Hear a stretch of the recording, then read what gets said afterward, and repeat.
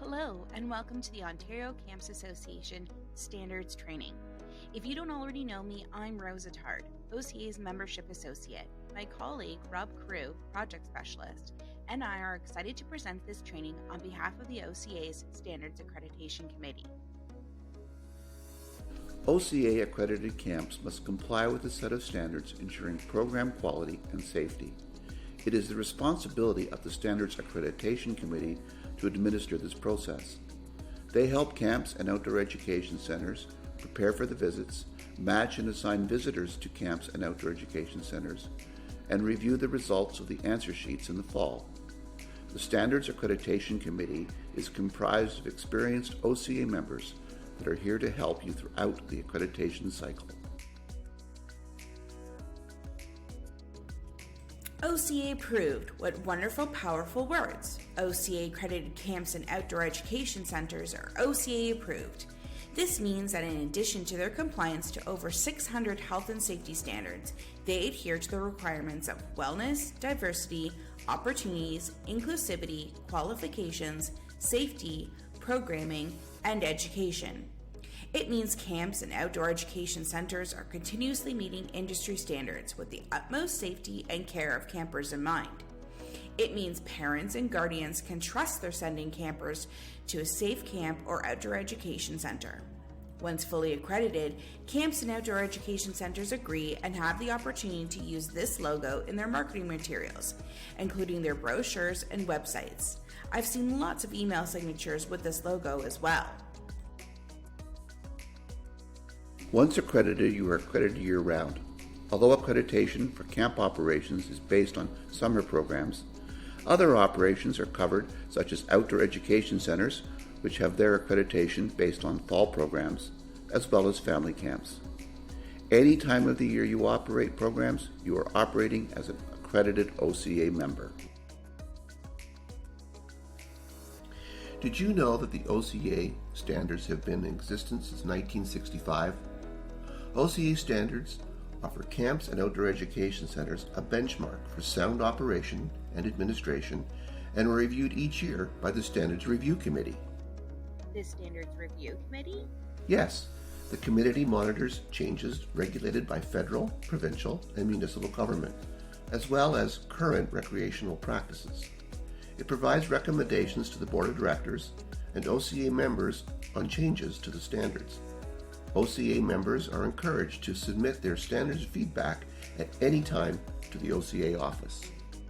Did you know that the OCA provides support and direction to camp and outdoor education centers owners and operators?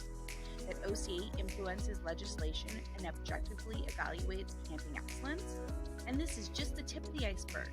To read more about OCA's history in detail, check out the introduction section of the OCA standards. And don't forget about OCA's Honorary Life members. These members continue to be active in the OCA and truly believe in the importance of preserving our rich history. Join us today as we go through everything you need to know to be successful in your standards visit. Whether you're a visitor, camp, or outdoor education center being visited, there's a ton of great info for everyone.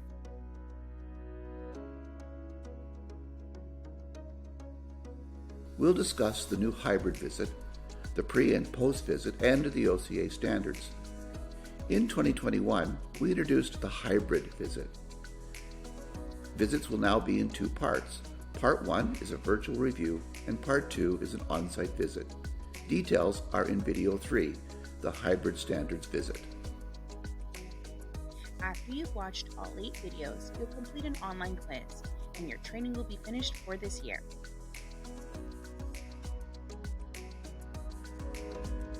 If you're being visited before you start the next video, please ask yourself, am I the individual who is operationally responsible for the interpretation, enforcement, and compliance of OCA standards?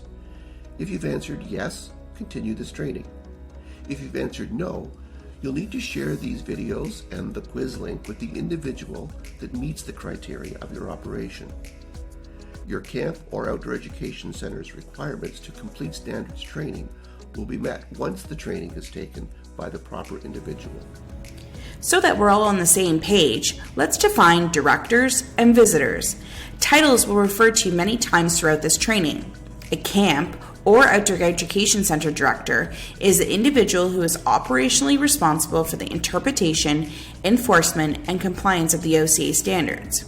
A visitor is an OCA intro, junior, or senior visitor assigned to the camp or outdoor education center who completes the virtual review and the on-site visit. OCA visitor responsibilities are non-transferable. Intro and junior visitors are in training. Intro visitors have no previous experience with standards visits. Junior visitors are either J1s in their first year as a junior or J2s their second year. Senior visitors are the lead visitors and can visit on their own. Finally, we'll also refer to answer sheets quite often. Those being visited log into the online answer sheet to answer yes, no, or non-applicable to the standards and write any explanations for no or non-applicable answers. There are 2 steps to answer sheet completion, referred to as Step 1 submission and Step 2 finalization. Of great importance, here is that the answer sheet should be filled out based on your year-round operations, not just your summer or fall programming.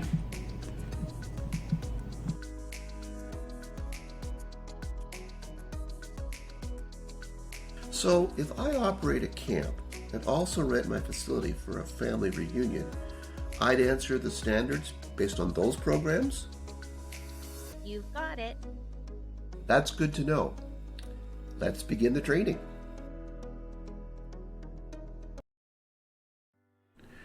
Before we dive into the practical side of standards visits, it's important for you to understand the philosophy of the visitation process.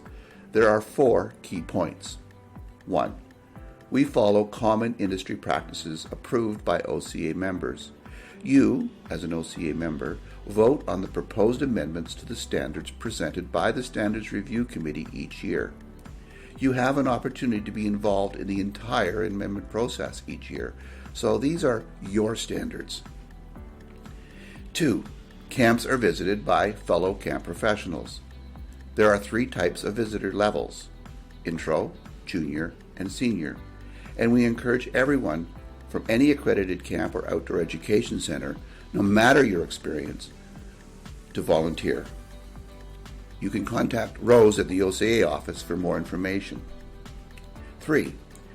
Every camp is unique. The OCA is proud of the diversity of its membership. It is especially important that your answer sheets are detailed enough that the Standards Accreditation Committee, most of whom likely have never been to your camp or outdoor education center, would be able to understand your operation. Don't leave assumptions to us. For example, if your camp goes on field trips, let us know where you're going and any other information we may find helpful to understand any no or not applicable answer you have. And 4, the process is based on compliance demonstration. Although not a licensing or legislating body, the OCA is a regulatory body and in recent years has increasingly understood the importance of being able to demonstrate compliance to the standards.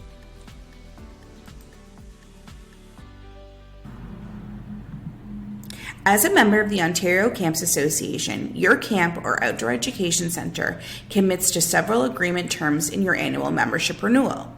All agreement terms are important, and we're going to highlight a few here. Number 1, confirming you comply with OCA's current standards and any amendments to the standards that take place from time to time. You're committed to comply even if you disagree with aspects of the standards. Number 2, confirming you have your camp or outdoor education center visited. Number 3, letting the OCA know if your camp or outdoor education center has changed in ownership, directorship, or location, or if you've bought or sold a camp or outdoor education center. So if the individual who is operationally responsible for the interpretation, enforcement, and compliance of the OCA standards changes, a standards visit is required at the next opportunity. Wow, Rose, it's wonderful to see our membership in person. I couldn't agree more, Rob. I think we can also both agree that there are some great benefits to connecting by Zoom and other online platforms, like the development of our hybrid visits. hybrid visit was created to minimize on-site exposure to outside guests due to local health regulations and extenuating circumstances related to COVID-19.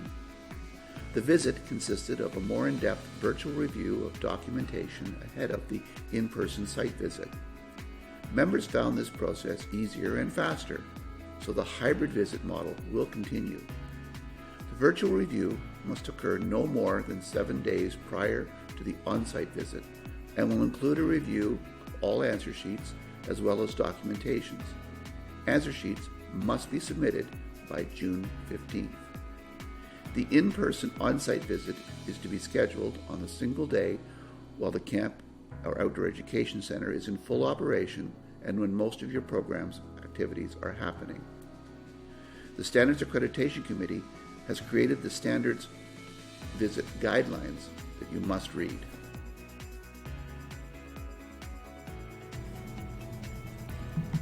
The virtual review will take place in a location free from as much distraction and noise as possible, on a reliable video meeting platform of the director's choice. It's the director's responsibility to host and lead the virtual review.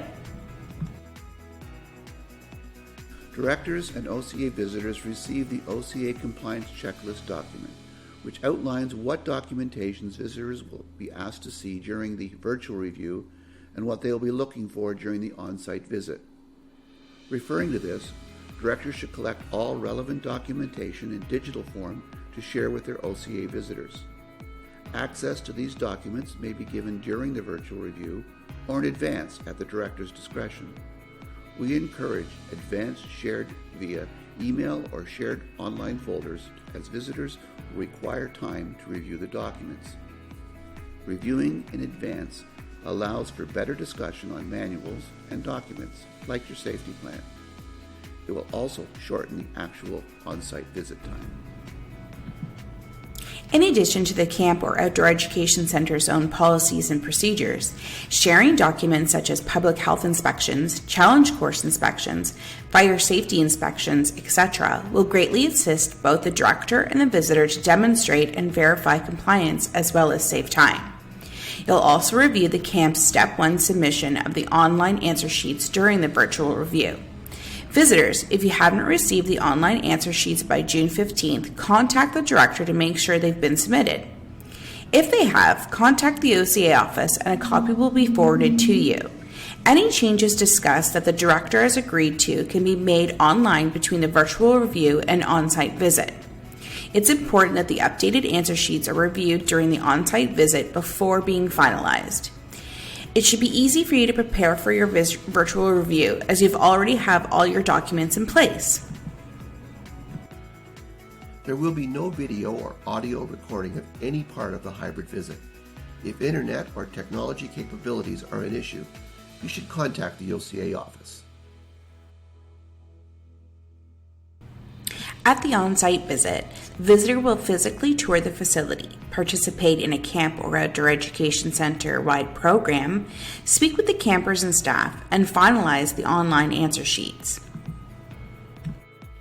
The tour will be director-driven and needs to cover all applicable areas from the compliance checklist. The visitor should look for signs, rules, emergency numbers posted, occupational health and safety posters, etc. The director and visitors will follow the current Ministry of Health Camp and Outdoor Education Center guidelines, as well as the individual operation protocols. Communication between the camp and outdoor education center and the visitors will be especially important to the visits. Make sure to check in to discuss masking, vaccination, etc., and be respectful towards one another's comfort levels. Not everyone is comfortable with handshakes, high fives, and fist bumps yet. We encourage offering air high fives and elbow bumps and other creative ways to say hi at a distance. Plans with each camp and education center will vary based on camp and outdoor education center locations, specific camp and outdoor education center operations, and local regulations. Each camp and outdoor education center facility is its own size, so there's no longer a requirement to spend a specific amount of time at the on-site visit, as long as all requirements of the visit are met. Visitors must make sure they take into account driving time to and from the camp or outdoor education center. The visit must include a full tour of the facility, an opportunity for visitors to speak with campers, participants, and staff, a camp or outdoor education center-wide activity, and that Step 2 finalization of the online answer sheets. For the on-site tour, the director will lead the OCA visitors on a full tour of their facility and operations. The OCA visitors will use the OCA Standards Compliance Checklist as a guide to make sure that all areas of our tour were covered. OCA visitors will ask campers, participants, and staff various questions to get to know the camp's culture. Simple questions are, how long have you been coming to camp for? What was your training? What do you like about camp? Whether it's participating in a meal, opening flagpole, or other full camp-wide activities, participating in an activity is a requirement of the on-site visit. Prior to the OCA visitors leaving the camp or outdoor education center facility, the director must log into the members portal to finalize the online answer sheets. Both director and senior visitor will receive an email with a verification link that acts as their electronic signature to finalize the camp or outdoor education center's answer sheets. Signing electronically confirms that the answer sheets have been reviewed and discussed, the virtual review and on-site visit have taken place, and no major issues remain unresolved. When both the director and visitor click the link, the answer sheets will be finalized and locked for this year.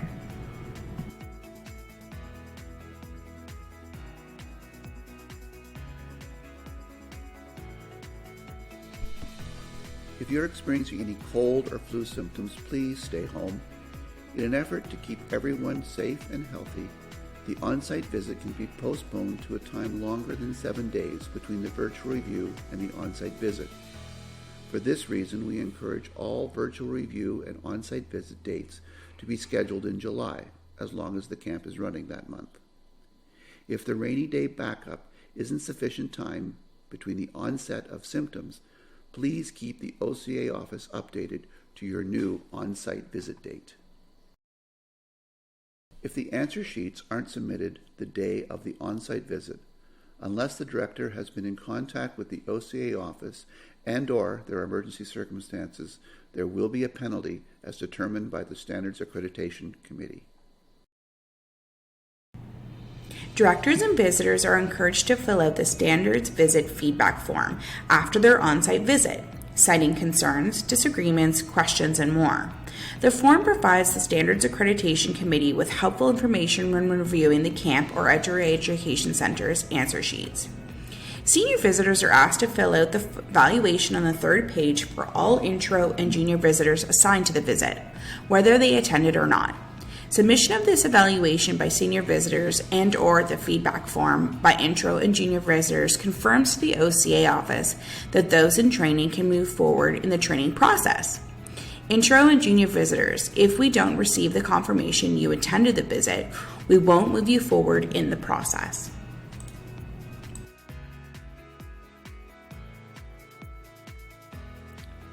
There's a space for you to share any confusion or feedback on the standards used by the Standards Review Committee. The feedback will be used to make the standards clear and easier to use.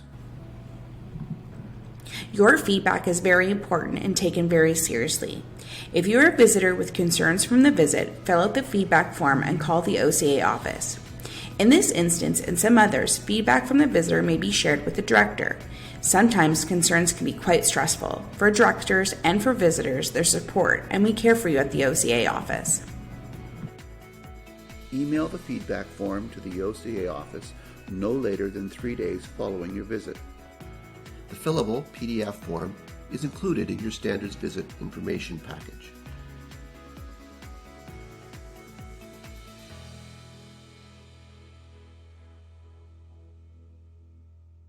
Now that you know what the hybrid visit looks like, let's talk about how you can prepare.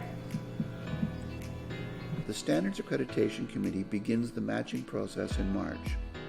Upon receiving your Standards Visit information package, the director and visitor confirm 3 mutually convenient dates. One for the virtual review, another for the on-site visit, no more than 7 days after the virtual review, and a third rainy day backup. These dates should be communicated to the OCA office by the deadline indicated in the package. The director should send the visitor their marketing information such as a website link and any documents to prepare for the virtual review.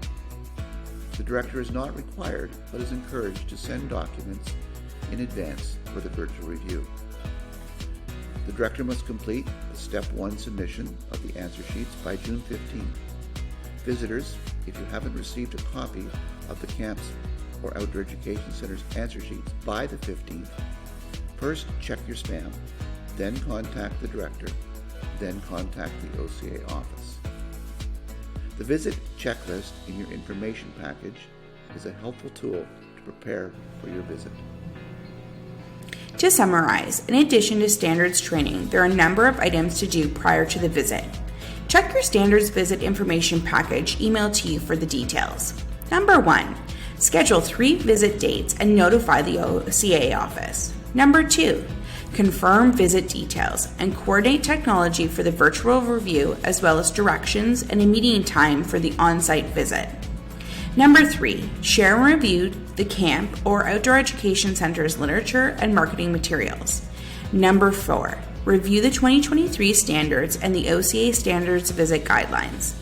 Number 5, directors complete the Step 1 submission of the online answer sheets by June 15th, and visitors review no and non-applicable answers. Number 6, directors prepare documentation to show compliance demonstration for the virtual review in accordance with the OCA compliance checklist, a checklist to be used by the visitor during the virtual review and the on-site visit. Number 7, directors arrange for board and staff involvement for the visit. Number 8, directors share their health screening processes with the visitor, as well as discuss masking, vaccination, etc. Some directors and visitors may be more comfortable wearing a mask, and we ask that everyone is respectful towards one another's comfort levels. Not everyone is comfortable with handshakes, high fives, and fist bumps yet. We encourage offering air high fives, elbow bumps, and other creative ways to say hi at a distance. Number 9, visitors submit their confidentiality form to the OCA office. A week before the on-site visit, I'd like to ask, is there anything I need to know about next week's in-person visit?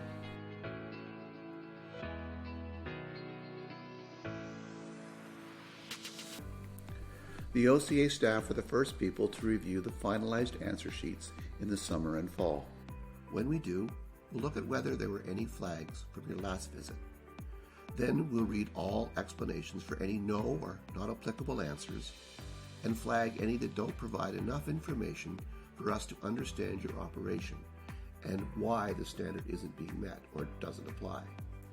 Answers written as not applicable will not be accepted as they don't provide any information as to why the standard doesn't apply.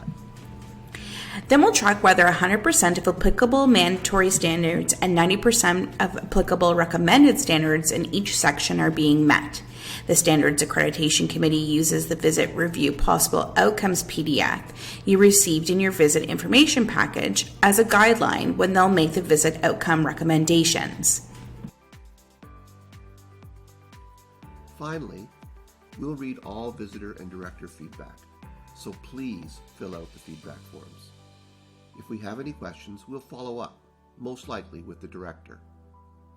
Senior visitors, your feedback form includes a section to evaluate any intro or junior visitor you may have had with you.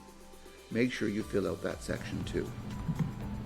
Once we finish the initial review and gathered up any follow-up documentation, the Standards Accreditation Committee will do a final review, follow up if necessary, and make visit outcome recommendations to the Board of Directors using the Visit Review Possible Outcomes to help guide their recommendations. Follow-up could include asking for a letter of response, which will require the director to confirm that they will comply with one or more standards in which they are currently non-compliant, or asking to provide further details as to why a standard is not and will not be met.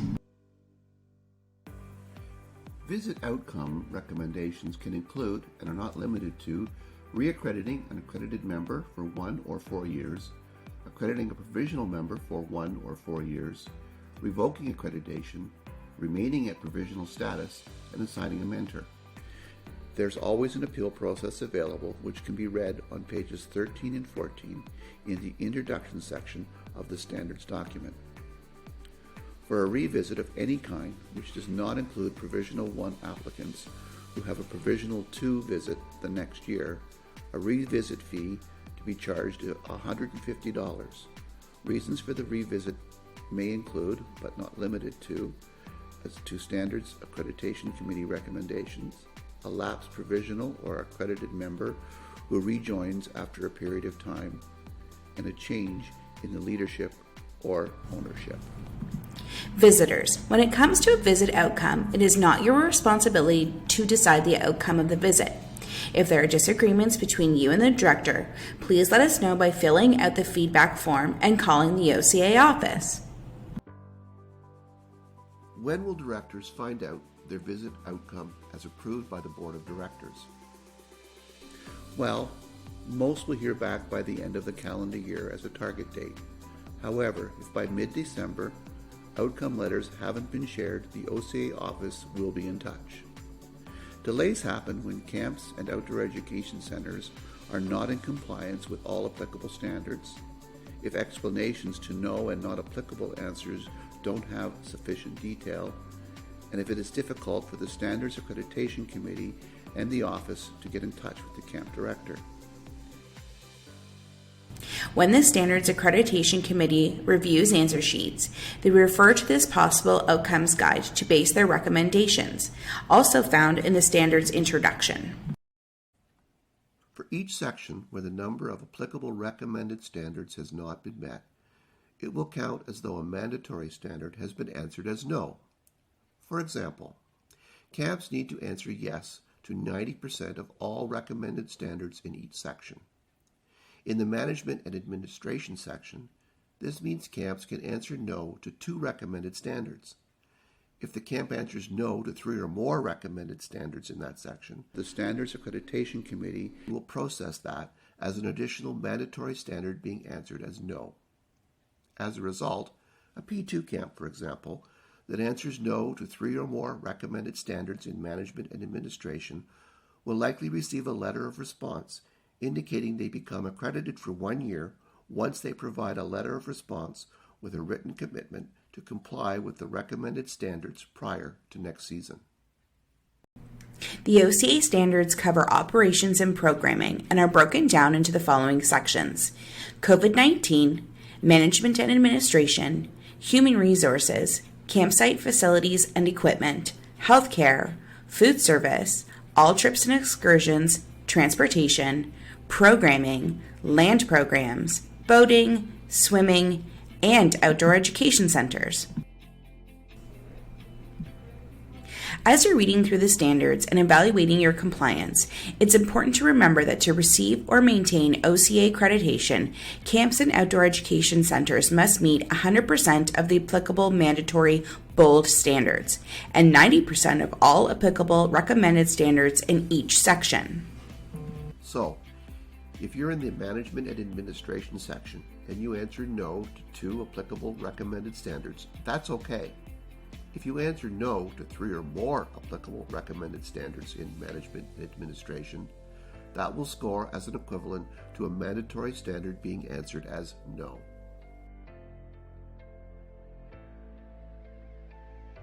We are going to go through a number of common issues the Standards Accreditation Committee sees when reviewing answer sheets. Some of these have been addressed in the Sunday Standard, OCA's newest publication that's been coming into your inbox every Sunday starting April 3rd and going to June 12th. Past issues can be read in the members portal. It's disclaimer time. Our interpretation of the OCA standards are provided by the Standards Accreditation Committee, the Standards Review Committee, and the Ontario Camps Association Board of Directors. In addition to this video, we recommend that you read the contextual education for each standard and contact the OCA office if you have any questions. Now, with a little help from our friend Christina, we're going to explain some of the common issues we've seen when evaluating answer sheets. Swimming, swimming in a swimming pool. If you're taking your participants swimming off-site where swimming supervision is provided by an external aquatic staff, here's a helpful tip. When looking at the swim standards, such as are staff trained in water search and evacuation procedures for each swimming area, and are the water search procedures practiced as necessary, it's your responsibility to sit down with the pool manager and confirm that all applicable swimming standards are being adhered to. Once confirmation has occurred, the standard may be answered yes. When days are hot, when days are cold, there's a section in swimming titled Off-Site Swimming. This section is meant to be answered when supervision is provided by an external aquatic staff. If the only off-site swimming is done on wilderness travel programs or at a waterfront or pool where your staff are supervising, this section does not apply. This section would apply, for example, if your camp was going swimming at a local municipal pool. If your camp is using third-party off-site facilities for programming, have you done your due diligence to ensure they follow industry best practices and relevant government regulations? This standard was introduced as a workaround for camps that take their participants off-site for a non-swimming program that's listed in the standards, like challenge courses and riding programs. If your camp is using third-party off-site facilities in which your staff are not leading the program, you are only required to answer this standard. Don't answer the activity standards in the long program section. Just in time for snack, my favorite time of day. If your camp or outdoor education center does not serve meals to campers but provides snacks, only one standard in the food service section applies. However, the type of snack further determines the standard's applicability. If your camp provides snacks only or purchased food from a third-party caterer that prepares off-site, are they purchased, stored, and served in a safe manner? In the standards, snacks are defined as pre-prepared and pre-packaged. Pre-prepared snacks are snacks like cheese and crackers, veggies and dip, cake bought at the grocery store. If your camp or outdoor education serves these types of snacks, then this standard does apply and needs to be answered yes or no. Pre-packaged snacks are purchased sealed. Snacks like granola bars, chips, and cheese strings. If you serve pre-packaged sealed snacks only, none of the food standards apply, and you can answer not applicable to the whole section. Not many people know this, but I've got a hidden talent. I love baking. And guess where I baked the most? You got it, camp. I used to love running Baking with Rose programs for our campers. Do the food service standards apply to cooking as a camp activity? The answer is yes. Camp food is the best. For camps and outdoor education centers that provide meals, there are two ways to answer the food service standards. Most overnight facilities hire a caterer that prepares food on site, so all the food service standards apply. Day camps are more likely to purchase food from a third-party caterer that prepares the food off-site, and they only need to answer FD 1.2. Also, if you don't provide meals, but the occasional pizza day, FD 1.2 would also apply. There is nothing like sitting down to a meal cooked over a campfire after a hard day's work. For our camps that operate exclusively with wilderness travel programs, they only need to answer trip food, not any standards in the food service section. Now, if you'll excuse me, I've got to get back to tending the fire.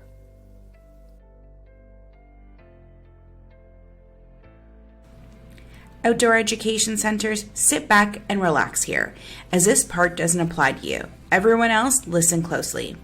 Who are your healthcare staff? Don't think you have healthcare staff? Think again. All day and overnight camps have healthcare staff, even those without doctors or nurses on site. You need to have a minimum of one first aider, and that person is your healthcare staff. So if you don't have doctors or nurses, any standard that speaks to healthcare staff applies to your first aiders, your designated healthcare staff. For example, is an orientation provided for new and returning healthcare staff? And is this healthcare staff involved in any ongoing evaluation and development of procedures for the medical or healthcare program? These standards would be answered yes or no, not non-applicable. That's right. All day and overnight camps have health center too. The contextual education defines a health center to also be an appropriate designated area which allows for the assessment and care of unwell or injured staff and campers, and should be easily accessible. A place to rest or isolate a sick camper or staff, for example, for overnight accommodation in an overnight camp, and a place that is easily accessible for a parent to pick up in a day camp. Knowing this definition, every day, overnight, and family camp have a health center, and this section does apply. Anywhere the standards talk about staff, they are referring to both volunteer and paid staff. We work with camps that are staffed solely by volunteers, and legally, these volunteers are exempt from certain training. However, the OCA is requiring all staff and volunteers to complete the training outlined in our standards, no matter what. This includes occupational health and safety training. This is because volunteer staff assume the role and responsibilities of staff without pay.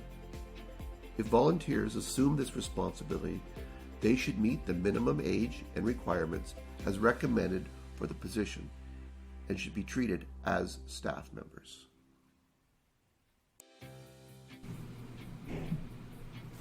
If you rent your site, it's still your responsibility to discuss and confirm with the site manager the applicable standards are being met. For example, does the camp have accurate site plans available on site showing the locations of utilities, sanitation lines, and other underground services? Many camps that rent or lease facilities often answer the standard as not applicable. However, this standard still applies. It's important that you or the on-site maintenance staff have easy access to the site plans during an emergency. If there's an electrical fire, for example, you need these site plans to help manage the fire. If a camp rents from an OCA accredited facility, it is not exempt from discussing the campsite, facility, and equipment section with the accredited camp. Also, just because a site is accredited doesn't mean the camp renting that site is accredited.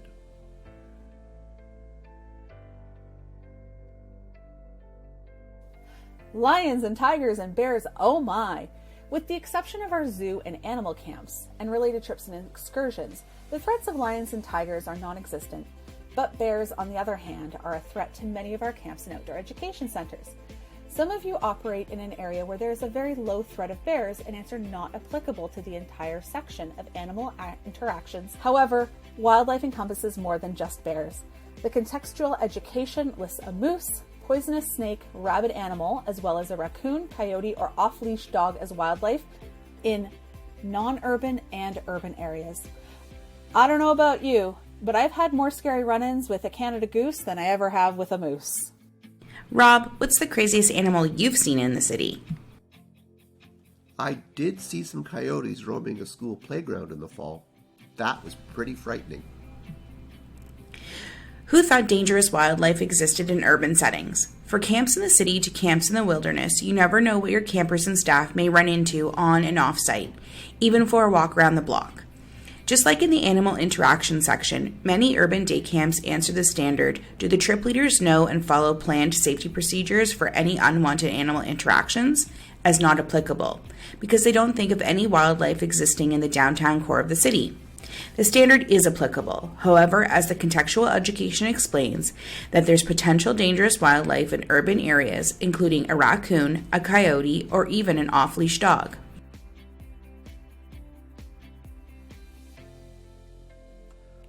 One last common issue. BT 1.1.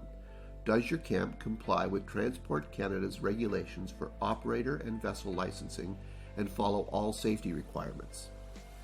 This standard does apply to non-motorized watercraft like a canoe or kayak. At a glance, it looks like there have been many changes to the standards in 2023. With the goal of making the standards easier to interpret and navigate, the Standards Review Committee, in conjunction with the OCA membership feedback from town halls in the fall of 2022, as well as throughout the year via email, the standard visit feedback form, and online answer sheet submissions, the committee worked hard to amend the standards this year. Proposed amendments are shared with the OCA membership well in advance of voting, and members are always encouraged to ask questions and provide feedback to the proposed amendments. The proposed amendments for 2023 were approved at the annual general meeting on January 25, 2023. An overhaul was done to standards focusing on the following areas: family camps, Tier 3 wilderness travel program definitions, and trip swimming.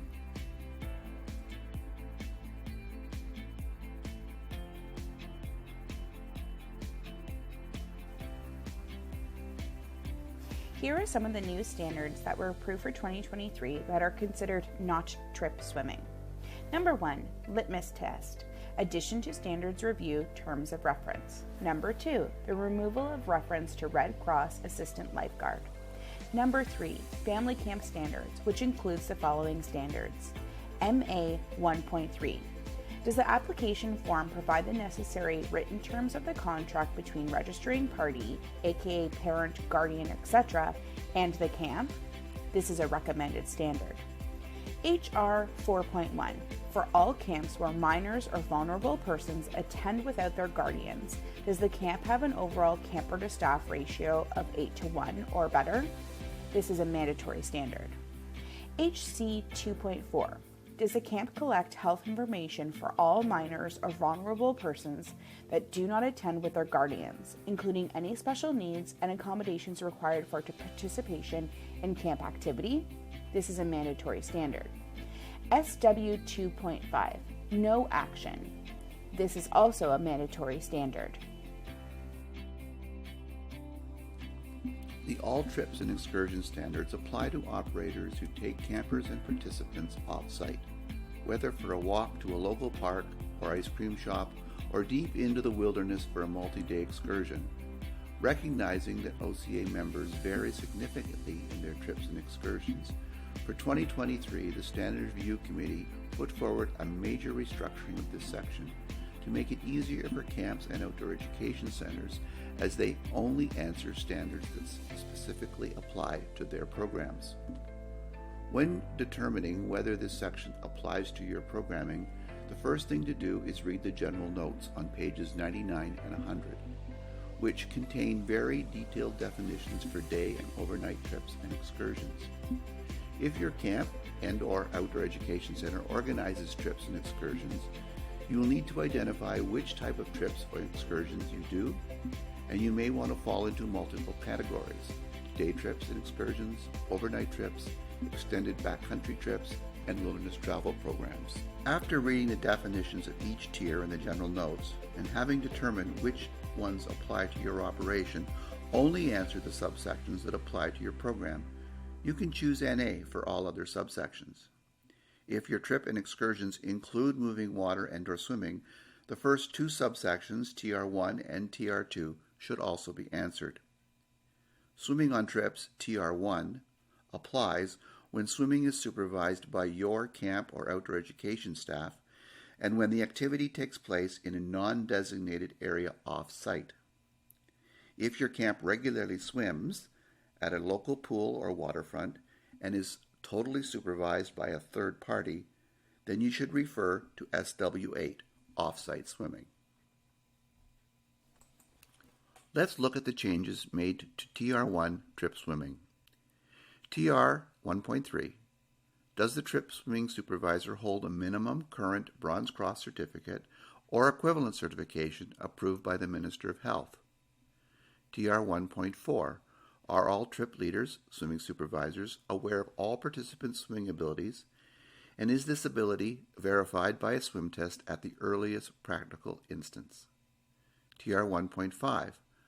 Are all swimmers supervised by the swim supervisor, and do all weak or non-swimmers wear a PFD when in the water? TR 1.6.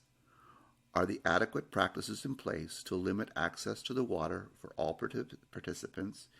If not, do weak or non-swimmers wear life jackets when near the water? And TR 1.7, before participants may swim, have trip leaders inspected any swimming area, created boundaries, and evaluated access, bottom, depth, current, debris, and other hazards. Please note that these standards are all mandatory. In addition, TR 1.12, do all participants wear footwear when in the water, and TR 1.13, if swimming without a life jacket, are participants supervised by the swimming supervisor and are participants confined to a marked and defined area. These two standards are only recommended. You'll notice that it's mandatory in our standards to have a camp safety plan. There may be times in which the OCA is asking camps and outdoor education centers to comply with standards they're not legally required to adhere to. So, for the camp safety plan, women's training, etc., answers of not applicable because you're not legally required will not be accepted. The Standards Review Committee could shout their love of Ontario Regulation 503-17 from the rooftops. They're always seeking new committee members, so reach out to the OCA office if you're interested. Additionally, they want you to know that they're forming a critical path with enhanced membership input. Remember, these are your standards.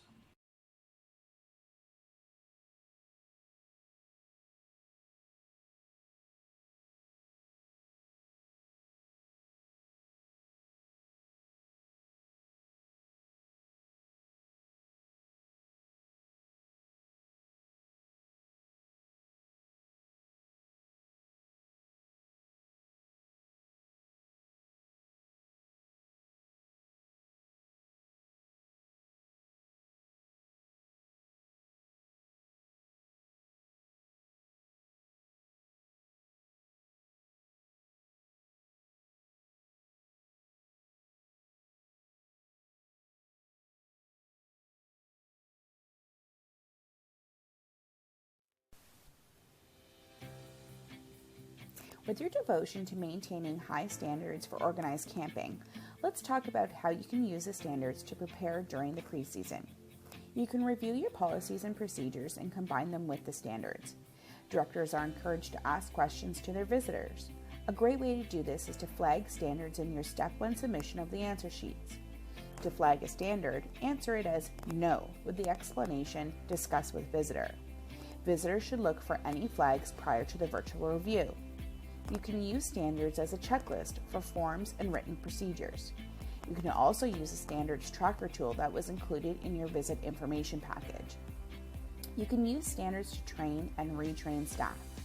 Directors should give applicable standards to the appropriate staff.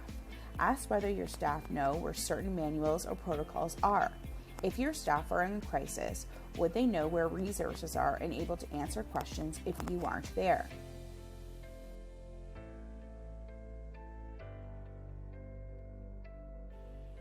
Finally, as an added resource, OCA Standards has a summary of standards at the back, which lists each standard by section. This is a great summary, and it's meant to be shared with your staff. Here is a calendar view of the standards visit timeline. In May, the virtual review, on-site visit, and rainy day backup dates are due to the OCA office. Also due is the confidentiality letter for all visitors.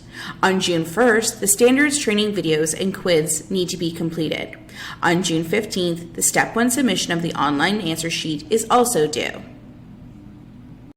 In July, as long as the camp is in operation, you'll do the virtual review, on-site visit, and Step 2 finalization of the online answer sheets.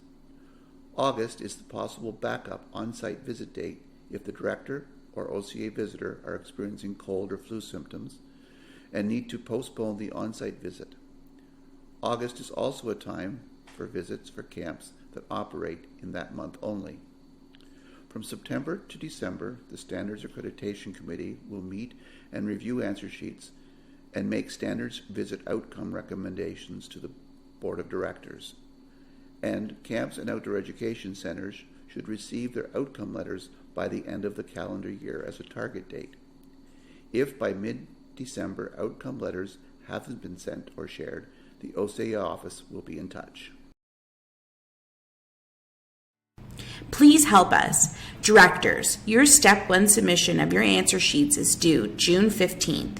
Your visitor needs time to review your answer sheets prior to your virtual review, so make sure you submit them by June 15th. As a reminder, be clear when giving the necessary details whenever answering no or not applicable.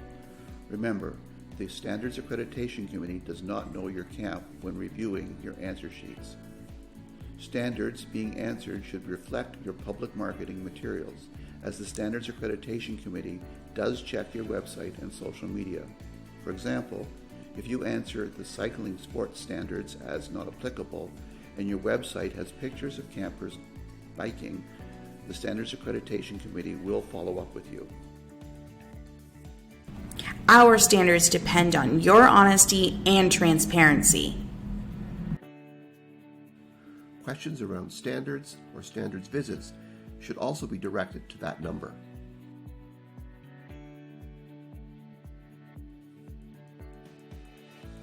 A big thank you to you, our directors and visitors. OCA's accreditation program is incredibly important, and we would not be successful without you. Now's the time for you to take the standards training quiz. Once your quiz has been submitted, your mandatory training requirement will be completed. Have a safe and successful season, everyone.